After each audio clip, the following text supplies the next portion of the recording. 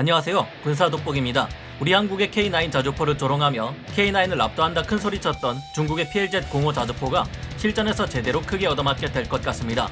지난번 우리 한국에서 K9 바즈라 자주포 100문을 도입해 운용해본 결과 큰 만족감을 드러낸 인도가 이번에는 더욱 많은 200대의 물량을 원한다고 밝혀왔기 때문인데요. 이 같은 인도의 파격적인 K9 바즈라 자주포 도입은 중국의 도발이 있었던 이후에 너네 말 다 거짓말이라는 듯 중국의 폄하된 의견을 무시하고 이뤄진 일이라 K9 자주포가 PLZ-05 자주포를 실제로 압도한다는 한 가지 증거가 될 것으로 보입니다. 지난해인 2021년 3월 5일 중국의 최대 SNS 시나 웨이보의 군사 전문 페이지 시나 군사망에는 이런 내용의 글이 올라온 적이 있었는데요. 인도가 최근 배치한 K9 자주포는 중국의 신형 자주포에 비해 훨씬 성능이 떨어진다. K9은 중국산 PLZ-05 자주포보다 사거리와 발사 속도, 탄두 중량에서 열세다. 가장 큰 단점은 신뢰성이 낮다는 것이다. K9은 실제 포격전에서 긴 사거리와 높은 성능을 전혀 구현하지 못했다. 지난 2010년 북한의 연평도 포격 도발 당시 6문 중 절반이 파괴됐는데 K9을 파괴한 것은 북한의 구식 견인 곡사포였다.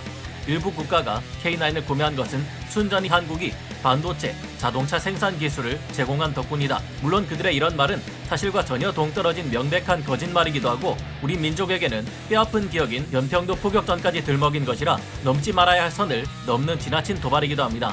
이를 대신 응징하기라도 하듯 인도는 현재 200문의 K9 바즈라를 추가 도입하기로 했으며 앞으로도 무려 500대에 이르는 K9 바즈라 자주포를 도입해 전 세계에서 대한민국 다음으로 많은 K9 자주포 운용국이 될 가능성이 있다는데요.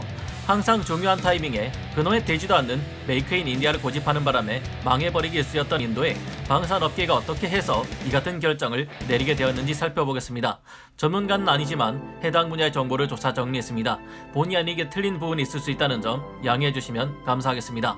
인도, 한국 다음으로 세계 최대 K9 자주포 운용국 되다. 인도 현지 매체인 인디아 투데이는 현지 시각으로 1월 23일 인도 국방부가 1000억 루피, 하나 1조 6,050억 원 규모의 K9 바즈라 자주포 200문을 추가 주문하기로 했다고 보도했습니다. 이 주문은 올해 안으로 발주될 것이며 이는 인도의 민간 부문 방산업체에 발주된 최대 주문량이라고 합니다. 인디아 투데이에서는 인도의 이 같은 결정이 정부의 군 현대화, 산업방어기지 구축 계획의 잠재적인 부양책이 될 것이라고 보도했는데요. 인도는 이전 2017년 5월에 이미 우리 하나 디펜스와 협력하여 100문의 K9 바즈라 자주포를 450억 루피, 하나 약 7,222억 5천만 원에 납품한 바 있습니다. 이 자주포들은 현지 기술 도입 생산 형태로 수출되었는데요. 우리 한국의 하나 디펜스는 인도 내에 있는 현지 파트너사인 라르센 & 토르보사를 통해 K9 바즈라 자주포를 수출하고 있습니다. 인도는 메이크 인 인디아라는 정책을 고수하며 모든 무기를 국산화하려 애쓰지만 정작 역량이 너무 떨어져 한숨을 자아내게 만드는 것으로 정평이 나 있습니다. 무슨 놈의 전차 하나 만들겠다고 인도는 자국산 아준 전차를 만들었는데 개발 기간이 무려 34년이나 걸려 군사 매니아들 사이에서 아주 유명한 전차인데요. 2007년 실전 배치되었는데도 불구하고 현재까지 개발 과정 중 발생한 문제의 상당수가 여전히 해결되지 않고 있습니다. 자국산 전투기를 만들겠다며 테자스 전투기를 만들었는데 1983년에 개발이 시작된 전투기가 IOC 초도 작전 능력을 획득한 것은 무려 2010년이나 되어서야 가능했던 전투기입니다. 실전 배치된 것은 무려 개발에 33년이라는 시간이 지난 2016년 7월 1일의 일이었는데요. F-35 역시 오랜 개발 기간을 가지고 있지만 대부분의 결함을 강력한 5세대 스텔스 전투기라는 장점으로 덮어버리고 있습니다. 하지만 테자스 전투기는 그런 장점도 없습니다. 한 국가의 주력 전투기식이나 되는 물건을 열정페이로 싸게 뽑아 먹으려 했다는 비판을 듣는 것이 테자스 전투기인데요. 또한 인도의 신형 항공모함인 비크란트급 항공모함은 1989년 계획이 발표되었지만 33년이나 지난 올해 2022년 상반기가 다 되어서야 정식으로 인도 해군에 취역할 예정인데요.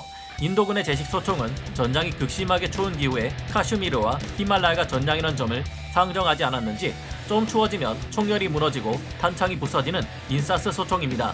인도는 자국산 병기를 늘려가기 위해 노력 중이지만 자체적인 개발 능력이 부족하다는 문제, 정경유착이 심하다는 문제점, 국방연구개발기구의 무능함이라는 대환장 문제점들이 3일체 3콤보로 결합되어 제대로 된 것이 별로 없습니다. 이런 와중에 스텔스 전투기 만들려 시도하다가는 이미 중국과 서방연합의 전쟁이 다 끝나버린 다음에야 개발되는 것 아닌가 걱정될 판인데요.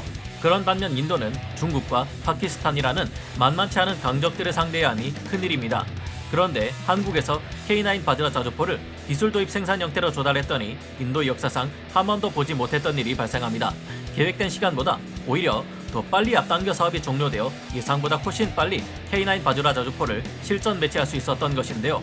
K9 바즈라 자주포는 현재 라르센 토르보사에서 생산하지만 우리 하나 디펜스 직원들은 대충 기술만 가르쳐 주는 데서 끝내지 않고 사업 관리에도 최선을 다했다고 합니다. 뭐든지 빨리 끝내버리는 한국인 특유의 집요함으로 라르센 토르보사의 직원들을 다그치고 결국 사업이 완료되는 시기보다 앞당겨 조기 종료되게 만들어버린 것인데요. 이에 인도 정부는 깜짝 놀랐고 나렌드라 모디 총리는 직접 K9 바즈라 자주포에 탑승해 보기까지 했습니다. 당연히 이 같은 결과에 인도 최고 수뇌부들은 크게 환호했는데요. 인도는 아직 많은 수의 견인포를 운용 중인데 자체적인 기동 능력이 없어 사람이나 차량 등을 이용해 이동시켜야 하는 견인포를 쓰다가 튼튼한 장갑에 빠르게 이동하고 화력도 강력한 K9 바즈라 자주포를 운용해보니 그 기분이 얼마나 좋았겠습니까? 샨티 좋아. 추가로 더해. 이번엔 더 많이 도입하자 해서 이번 추가 발주가 이루어진 것인데요. 나렌드라 모디 총리와 라즈나트 싱 국방장관은 인도의 무기체계 기술 도입 생산 역사상 가장 빠르고 빈틈없는 사업 관리 능력을 보여준 하나 디펜스와 K9 자주포를 극찬했다고 합니다. 세계 최초로 한국판 크루세이더 K9A2 자주포를 운용할 인도. 아마도 인도가 최초의 K9A2 성능에 가까운 자주포를 운용하는 국가가 될 것으로 보이는데요.